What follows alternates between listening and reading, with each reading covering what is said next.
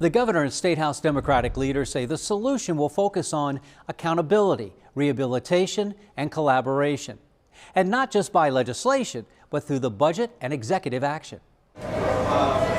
This is a rare look inside Maryland's Juvenile Justice Center. State leaders Wednesday acknowledged the system is broken on many levels. Right now, juveniles aren't getting the services they need. Right now, agencies aren't sharing information with each other. Right now, DJS, law enforcement, and state's attorneys aren't coordinating with each other. Right now, there is no meaningful oversight of this process. Following months of hearings and discussions, Governor Moore, presiding officers, and Judicial Committee chairs say they've come up with a solution. We need to rethink how cases are processed for young people when there is a firearm involved.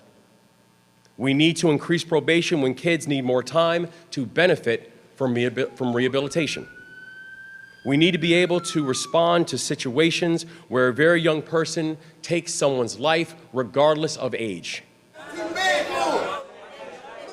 There are three core concepts to the juvenile law reform bill: accountability, rehabilitation, and collaboration.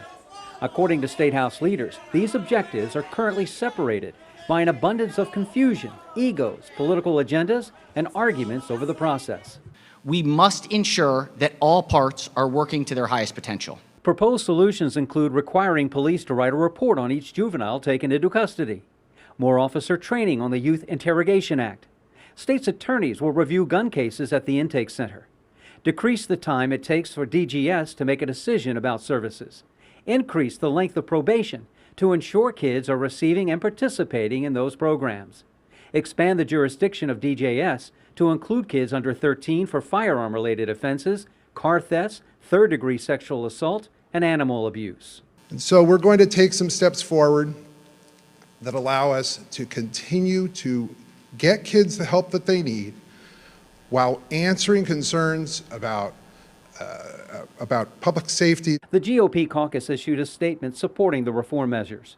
So many of these issues come down to accountability and consequences, and it's encouraging to see this is one of the main focuses of this legislation at the start.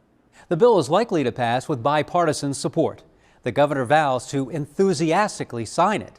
It goes into effect in October. Reporting from Annapolis, David Collins, WBAL TV 11 News.